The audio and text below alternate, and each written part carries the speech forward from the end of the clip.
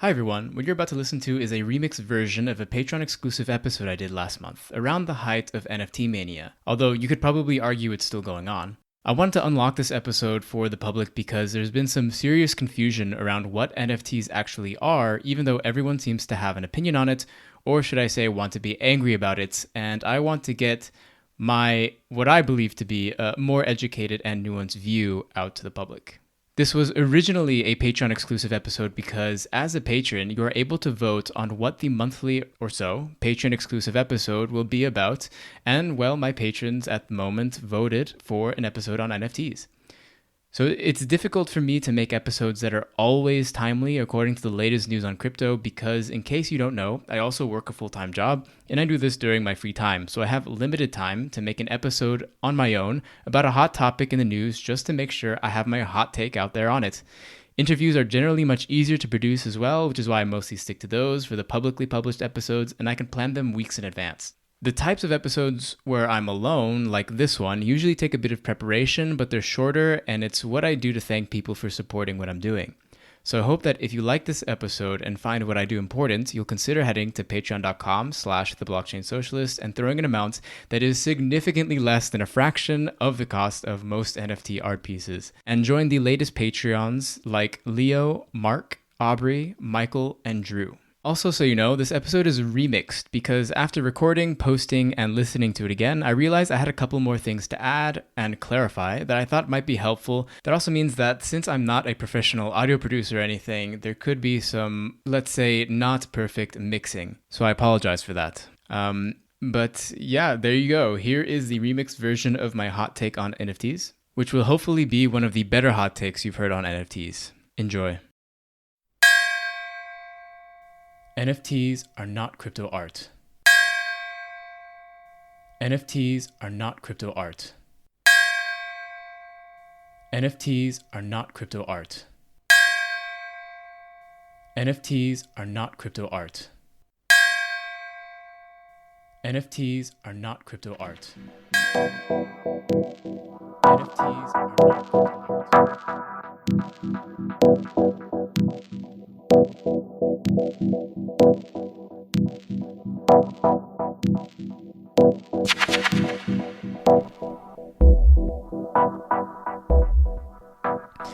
The Patreon Democratic Economic Planning Council has spoken, with a choice between discussing NFTs and the left's reaction against centralization versus decentralization. The former has won. Some have speculated that the topic of centralization was just too spicy for the council, as it didn't want to butt heads with the anarchists. It seems they'd rather suffer through another hot take on NFTs. So what could I possibly say that hasn't already been said in the deluge of hot takes that have polluted our social media feeds? Well, frankly, I don't know, but I'm gonna try. But before we get to my hot take, I want to do two things. First, I want to remind you that as a patron, you have the ability to suggest questions or topics for the next episode on the Patreon post for this episode or in the Patreon Discord channel. So if you have any ideas, definitely feel free to send them. And second, I want to be transparent and bring to you some of the hot takes from people on the left on NFTs before I get into mine to serve as a baseline for what I'm talking about in this conversation. To start, I wanted to talk about the article by Everest Pipkin, who is someone that I really didn't know beforehand, but he had an article that came out that became very popular with the anti-NFT crowd titled, "Here is the article you can send to people when they say, but the environmental issues with crypto art will be solved soon, right?" In the article, he calls blockchain and cryptocurrencies a crime against humanity, and that the only viable option is total moral rejection. So he goes through a lot of different points about especially the energy use and about commodification of art. And then towards the end, he says that the actual things that should be done in order to help artists were alternatives like largely social democratic reforms around UBI, universal healthcare, more regulated housing, income taxes, etc. He wrote quite a bit of an article, and then at the end, he writes, "I will not be taking any questions on this or any platform because I've never been more bored and depressed by a topic that I've written 5,000 words on in my life." So that's a starter. Another take that I've seen by some people include Lee Carter. So he's a socialist congressman in Virginia. He states artificial scarcity on real products wasn't enough. Now we have NFTs to create artificial scarcity on virtual products. And then later someone asked him, what is NFTs? And he explained it. It's a blockchain-based signature on a digital file to make sure only one person can use it, and thus it can be sold as a commodity. Another take I've seen comes from Chelsea Manning, thanks to Sam pointing that one out, where she says, NFTs have no inherent value and not even technologically innovative. They require the pre-existing system of violence and control to enforce a belief in the value of what is ultimately a glorified checksum. You also have Yanis Varoufakis, who says, it has been suggested to me that I should turn some idea/concept of mine into an NFT and auction it off. I shall never do this. The commodification of ideas/concepts will be one extra nail in the coffin of the commons. Am I too old/antiquated, or do I have a point? And then you have a multitude of different left-wing accounts on Twitter and various, some of the quotes I've taken include this one. Leftist artists should understand that NFT art is fundamentally counter-revolutionary, rent-sinking reinforcement of property supremacy that only deepens class divisions. You can't critique capitalism with tools of capitalism. Another one that I shared with in the Discord says, seeing people mine their NFTs or whatever for $200K US is upsetting in terms of the amount of power they're using up. So I think, we can summarize this all in that the left generally doesn't really like NFTs. And however, if you're listening and you maybe know a bit about NFTs, you may have already heard a couple of misunderstandings just from like a very basic technological level. But so I think to summarize, I think the issues about NFTs and maybe sometimes also can be related more broadly to cryptocurrencies are issues around property and how property, what the optimal version of property should exist under a socialist society, I guess. And in particular with the focus on scarcity and commodification. The feeling that art is becoming more corporate or more capitalistic through NFTs. And then third is, of course, the issues with ecology with an emphasis on morality and moral rejection against the use of this technology. But so I'll keep those in mind as I'm going through my hot take on NFTs. So what is an NFT? You've probably consumed 1,000 different pieces of content that try to explain it, but I'll try to give a very short example to very quickly explain fungibility. So to explain fungibility, when you withdraw from the ATM, you don't mind that these aren't the same dollar bills that you deposited whenever you deposited money into your bank account, right? These things, money is fungible. $1 is always equal to $1. If you have 5 $1 bills, you can get a $5 bill and it's equal to the same thing. However, when you take out your kid from daycare, you won't accept if they just give you any random kid back. So that's your child is a non-fungible thing that exists. So in short, a non-fungible token is a unique thing, which is referred to as a token, being held on a blockchain, which can take many different forms. One common thing you may hear is about the different token standards like ERC 721 and ERC 1155 as the sort of creators of NFTs or something like that. But this isn't true. There are these ERC 721 and 1155 are simply data standards that are shared and accepted by the wider Ethereum community. But there are many different ways to represent a unique non-fungible thing on the blockchain, for example, like your child. And they don't have to use these ERC standards. The standards actually came out of the crypto gaming world, and the founder of the company Engine is a crypto gaming company, created a lot of these standards for the use of gaming. So by making these standards, it makes it easier for web applications to fetch the data about these non-fungibles and compare them easily for a human audience, and to create other games or platforms that use the same assets used in another application on the blockchain. So this was ultimately the selling point for decentralized gaming, is to use these standards so that you can, for example, buy a sword in one crypto game in which you own the NFT of this very rare sword, and then you can turn around and play a different game made by a completely different company and use that sword or that non-fungible token as some asset in another game. And one of the biggest things that are missed when talking about NFTs is actually what is by far one of the most prominent examples of them, with a very clear use case beyond art and gaming, which is the Ethereum Name Service, or ENS. Similar to the Domain Name System, or DNS, the ENS lets people purchase a particular text that redirects someone to a specific address.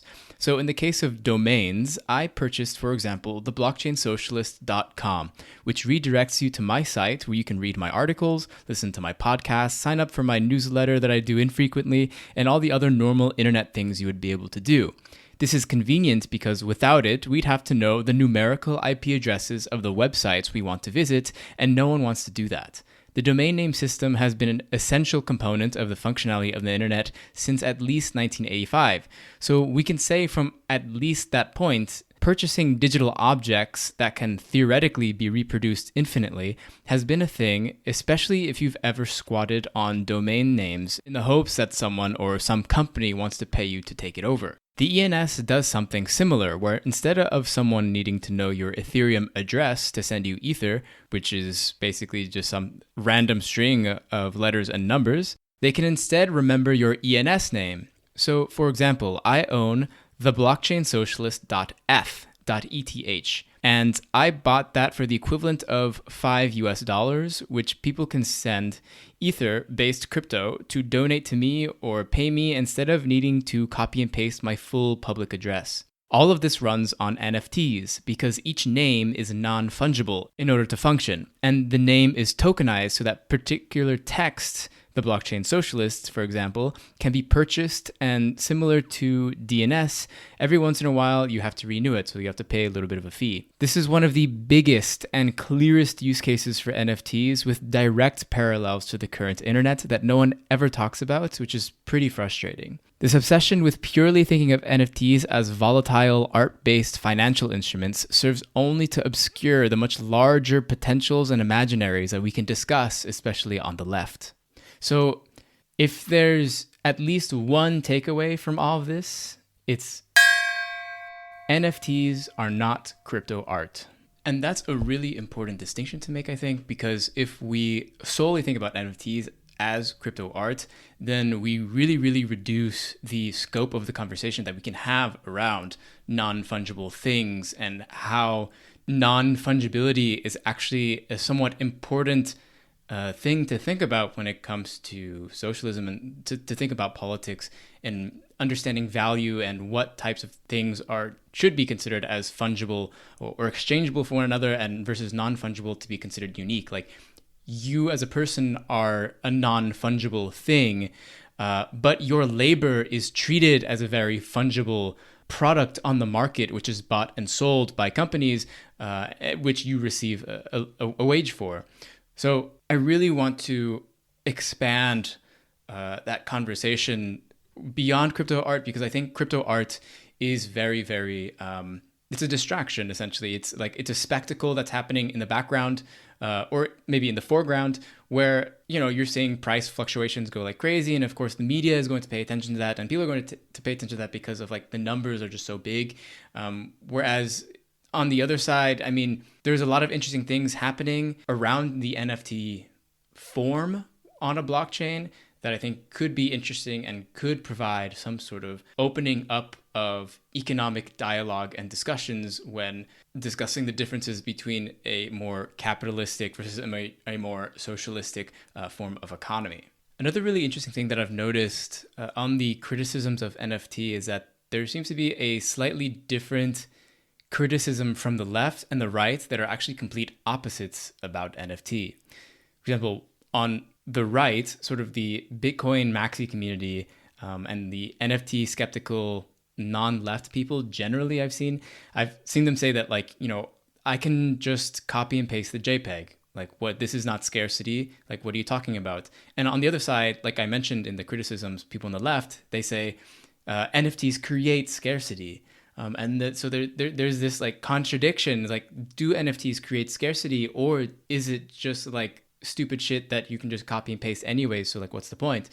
So I think in order to understand that, to be more specific about the particular NFT forms that crypto art is taking, with an NFT, we're referring to the token and the tradable thing that is a part of the blockchain. 99% of the time, it's Ethereum, but you can also create NFTs in other blockchains that have smart contracts. So you can't do this on Bitcoin, but you can do this on something like Tezos. Inside of the token, you have what's called metadata. And in that metadata, you have particular properties that you can hold. Metadata is usually something like a JSON file, or has like a JSON format, which doesn't really matter if you're not a technical person, doesn't really mean much. It's just like a text file. And within that text file, you'll have particular properties that you can indicate in there. So for like a video game, or for like a lot of these collectible items, you will have different properties that are held there. And, it'll say like this particular, I don't know, we talk about like the crypto kitties, they have this a lot where, you have, I don't know, like personality or something like that. And, personality is equal to bubbly or something. And it tells you whether that's more or less rare. So that way you can tell if it's like a more or less rare collectible item. Or you can say like, for maybe like a sword, the attack power is 17 or something, so that you can keep track of that. And then for the case of crypto art, you have usually a link to the actual piece of media that the NFT is referring to. So the NFT the blockchain itself doesn't host any media. That's a very common misconception that I've seen as well. The blockchain doesn't hold any media. The media can only be hosted via web protocols. So like IPFS is a very common web protocol to use for NFTs that are representing crypto art. So that means that anybody who has the link to the actual piece of media is able to copy and paste that piece of media into wherever they want. However, it also means that some public address, somebody or some group of people has their public address forever sketched into the history book of the Ethereum world. They have officially paid the price in order to put their public address forever fixed next to the metadata that refers to a piece of media that is held on something like IPFS. The reason why IPFS is used is because IPFS is a decentralized protocol for hosting. So IPFS stands for Interplanetary File System. And so it basically tries to come up with a way for people to forever be able to host some piece of media. The two criticisms from the right that, I can just copy and paste the JPEG, and on the left saying that NFTs create scarcity, are both correct and incorrect. The NFT is a representation of the piece of media, and that part is commodified onto the blockchain, which you can buy and sell if you are the owner most of the time. So it creates scarcity, not in the media itself, because you can always copy and paste that media if you have a link to it, but it creates scarcity of the space next to that piece of media where the name or the public address of the owner should be. So the actual piece of media, like the idea or the concept itself, isn't commodified. It still keeps the same internet form that we're used to in Web 2.0. There is no way to enforce that someone does not copy and paste the JPEG or whatever piece of media that you're holding onto this IPFS site. However, there is scarcity in that there can be only one public address held by multiple people or just one person who is able to put their name onto the space next to that piece of media. So whenever Varoufakis, Lee Carter, and all the others say that NFTs are commodifying, the answer is a lot more complicated. It's yes and no, and it really depends on the design, because you can also make it, you can link the non-fungible token to, for example, a physical good, which is actually becoming a lot more popular with luxury brands. But that luxury brand, that like luxury good, a Louis Vuitton purse or something like that, you can have like a claim that you own this because you own the NFT. The scarcity is already there in the physical product, in this Louis Vuitton bag. You are just mimicking the physical form of the Louis Vuitton bag into a digital space by using the blockchain, which you could otherwise not be able to do without some sort of very, very strict, centralized legal authority. But then there's the other question, there's the other thing that why do people still want to purchase these NFTs? Like, what is the benefit? And of course, the biggest sort of benefit is just like flexing when it comes to crypto art. It's just being able to say that, hey, that's my public address, that's my name, that's right next to this piece of media that you can find to in the link in the IPFS that I own. And so in order to get someone to sort of fetishize the art itself or that piece of media itself, the artist needs to sell that media onto a platform. And so now it begins to mimic almost exactly what is already a thing that happens today, in that social networks and relationships become fundamental to NFTs. Whereas as compared to like cryptocurrencies, cryptocurrencies only require that someone accepts that particular cryptocurrency and that they believe into the future of that cryptocurrency, that later they will be able to spend it. NFTs require that the artist needs to create some sort of audience and needs to create some sort of desire for collectors to want to own that piece of art because they think, in the future, maybe it'll be worth more because they like the work of the artist. Or they just like the work of the artist so much that they want to be a patron and make sure that the artist is paid for their work in some sort of way. There's a couple of different reasons why someone may be interested in purchasing an NFT, particularly in crypto art. So it's a slightly different variation of the need for a type of social system, which is very antithetical to the extreme anarcho-capitalist libertarian view of extreme individuality and the desire or belief to not need any sort of social networks in order to survive, and that's why they hit the government and da. And so depending on how loose of a definition we want to use for tokens, in a sense, everything is an NFT. It's just that the standards that have been adopted by the industry, in particular in Ethereum, have allowed for the mass proliferation of NFTs to make it easier to mint an NFT in a form that is easy for people to understand and for web applications to pull information from. Additionally, if you want to learn more about the reason why and what exactly art collectors look for in collecting arts, I'd highly suggest reading Mackenzie Wark's piece titled My Collectible Ass. While the article itself isn't specific to NFTs, it's a pretty funny story about how she tries to convince art collectors that she had a tattoo of performance artist Tino Segal's signature on her ass, and makes interesting observations about the art collecting world. For example, she says, "Paradoxically, an object whose image is very widely spread is a rare object, in the sense that few objects have their images spread widely. This can be exploited to create value in art objects that are not in the traditional sense rare and singular.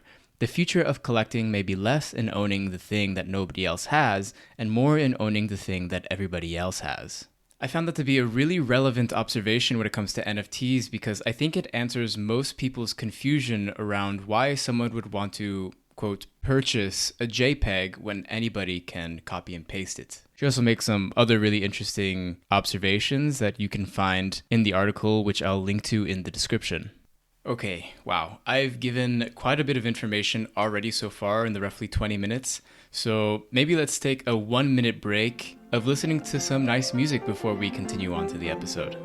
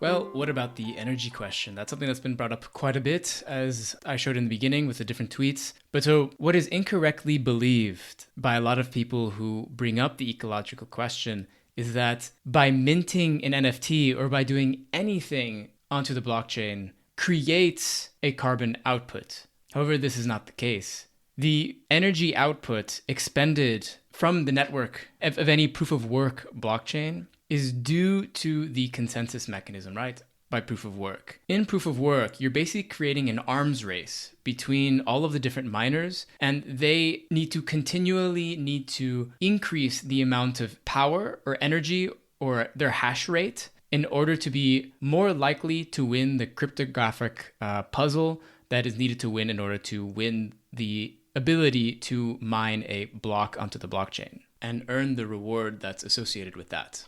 All of these miners are essentially standard businesses that only want to expend as much money and resources as they need to make the maximal amount of profit. So it's not an arms race like just as it is, it's only an arms race in relationship to the price of the underlying asset. So in the case of Bitcoin and Ethereum at the moment, they're both proof of work blockchains, and they will expend as much energy and use as much energy as it takes up to a point until it is not profitable. So if they expend more energy, then there's a high chance that the cryptocurrency that they're winning becomes unprofitable to win because they're expending so much energy. So whether or not you are deciding to make a transaction or to mint an NFT on a blockchain doesn't really affect the energy output in any meaningful sense. So while I agree that yes, the energy output of a proof of work blockchain is terrible and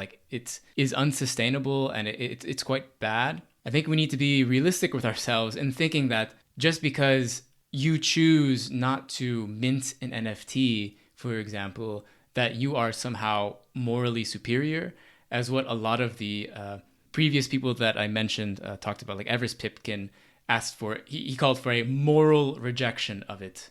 But I don't think that it's useful to think of political action as a moral thing to do, especially if you're a Marxist or if you follow the infinite science of Marx or the immortal science of Marxism. You want to create socialism because it would be better for you and for your class of people, aka the working class, probably. But putting that aside, what I think is missed in the debate is actually the interesting fact that Ethereum, the most popular blockchain that is minting NFTs, is already in the process of moving to a different consensus mechanism called proof of stake, which is estimated to decrease the energy output by 99.9%. So if that happens, will it be then morally okay to mint an NFT on the Ethereum blockchain if they reduce energy consumption by that much?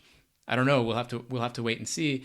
But what Ethereum is providing at this moment through this transition of proof of work to proof of stake, specifically almost entirely because of the energy question and the ecological waste that proof of work encourages, is that we are able to see a technological platform that is publicly doing something about their energy consumption. You don't see Google or YouTube, which is part of Google, or Amazon or any of the other big tech giants really doing all that much to decrease their energy output in the same way that Ethereum is doing it in a public manner and in a public sphere. So I think the fact that Ethereum actually is a public and open protocol is actually, ironically, partially the reason why they're getting so much more flack than would like Amazon or would any of these other, Apple, for example, these big tech companies. But so if you're an artist and you're thinking about making an NFT, but you're worried about the ecological footprint,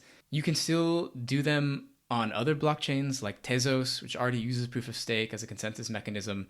So I don't think that it's very useful to throw away the baby with the bathwater in the case of NFTs solely because of this ecological question. And I think it actually will likely hurt us in the long run if we don't, because of this moralistic drive. So if we set aside this bourgeois moralism around the use of NFTs, what can we think about as the potential of NFTs for a more radical context? So first, I've outlined a few different metaphors that I think are helpful to try and explain what an NFT is and what an NFT potentially could be in different contexts, right? You have NFTs, they could be like a certificate of ownership in a digital or physical asset. They can be a purchase of space in a book of history. They could be considered like a membership card. It could be a digital representation of a physical asset, which is commonly known as a digital twin in the Internet of Things space. It could also be digital class indicators. That's why people like to buy these very expensive crypto art, because they know that people know that it was very expensive to purchase and they're the ones who purchased it. But so keeping in mind those metaphors, a couple of the different ideas that I've been thinking about for NFTs is one, to think of them in a radical context to potentially be used as a form of a digital membership card into a radical political organization within a digital space. So an example that I've been sort of thinking about is like, what if a radical political organization that spanned across geography and therefore use the internet a lot in order to be able to communicate with each other and to be able to signify particular things that are happening across the world, created NFTs that represented a digital membership into their radical organization. And that digital membership gave you access to, for example, a pool of funds, mutual aid funds that you can disperse amongst your organization, or use other digital assets that are being used by this organization to achieve particular political goals. An important concept to maybe understand how this would work and why this is possible are airdrops. An airdrop is when someone writes a smart contract that sends some digital asset, like a new cryptocurrency, for example, to a large amount of addresses, specifically to ones that either hold some asset or have performed some function. So for example, if you want to get people to notice your project, you can airdrop your new crypto token to all addresses that are holding more than 0.1 Ether, for example.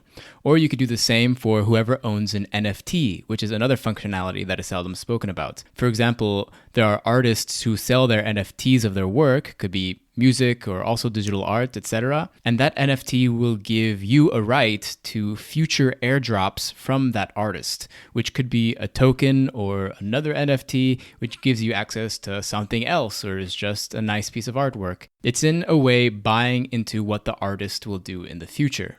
Now, imagine the same concept except for some type of radical organization. For example, an open cooperative could airdrop a profit share to all the addresses that have helped with a particular project, or a mutual aid organization that can airdrop crypto to those who have an NFT, which signifies that they have been vetted and they're trusted by the mutual aid organization and know that they need help. Or maybe as well a digital communist party that can airdrop an NFT membership card to those who have helped fund the actual organization itself. So I think that's maybe one way that could be explored for the use of NFTs within a radical context.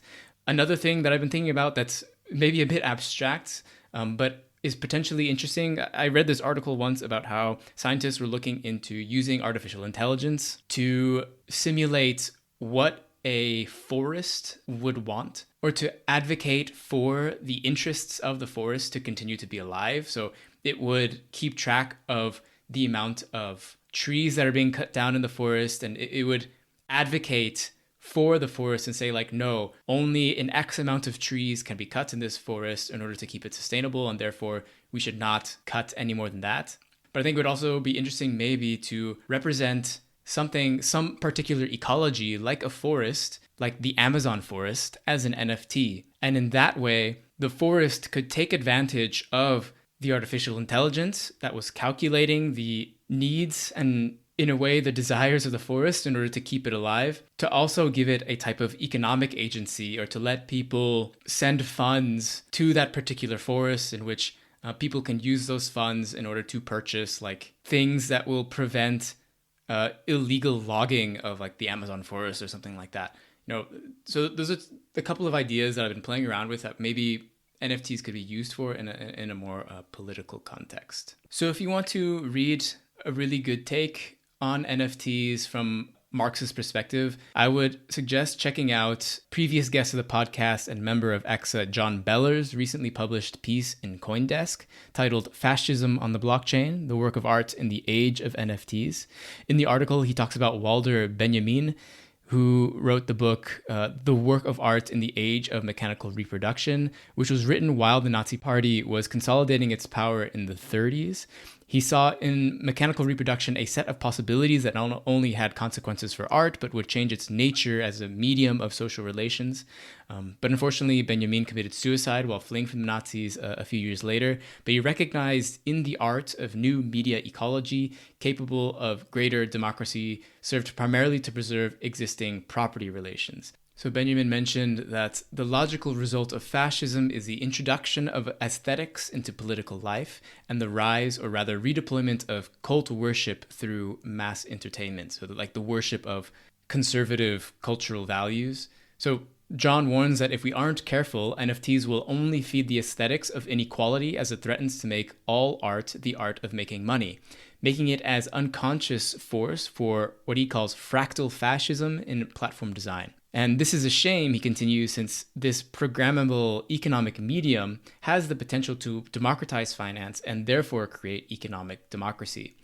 He says some will shrug, dismiss the dreamers, and say, so what? I don't care if there's blood in my code, so long as I'm getting paid. That, of course, is the world that we know. There's blood in the banks, in the money, and in the code. But crypto media has the potential to do more and better. It has the potential through disintermediation and remediation to remake the fabric of society in accord with the call of justice.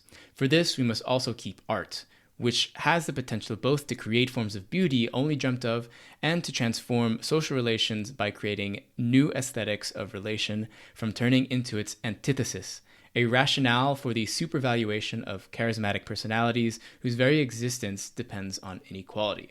So at the end, he concludes, NFT does not stand for non-fascist token, but it should. Let's not get fooled again.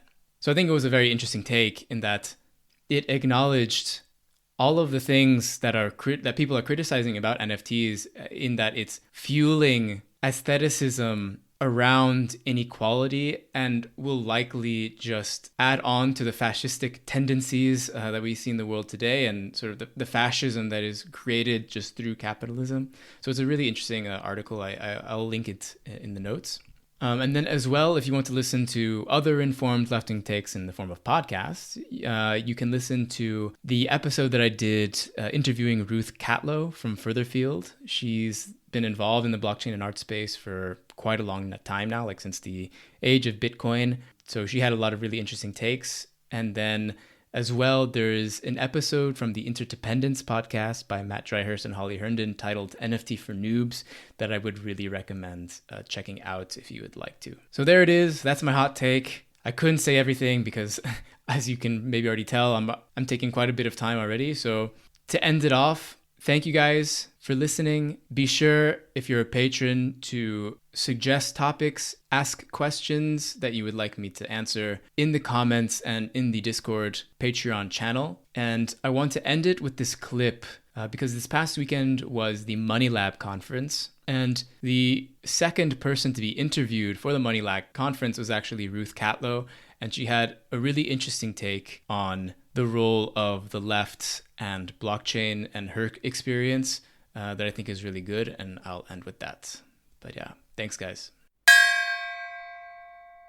I think that the basic foundation for thinking through these technologies with a commons lens is the very simple understanding that we need to shape, that the people who technologies serve need to be shaping those technologies.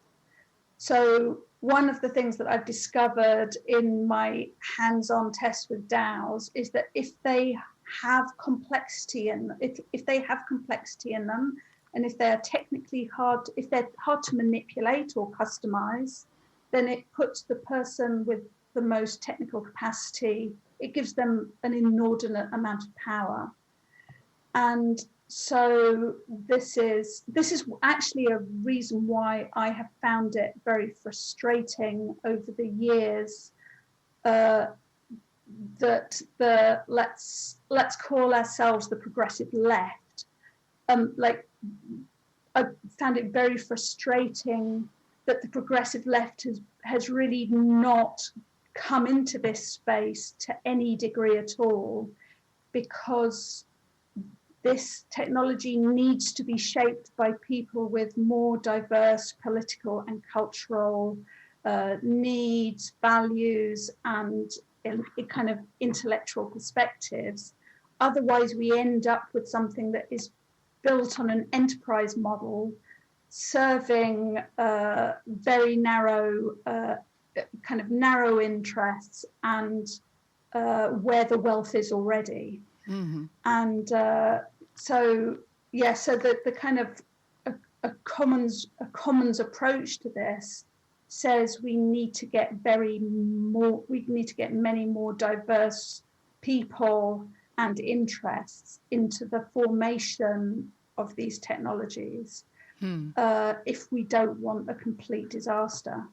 And so a lot of there's been huge antagonism in space just recently around the kind of environmental controversies, which I found enormously frustrating, because I think that they're just going to reinforce the kind of this idea that this is not a space that we should be in, that it's kind of inherently problematic, inherently earth harming.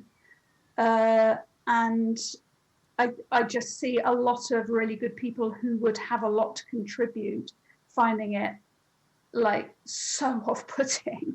Mm. And I think I think it's actually a bit of a catastrophe.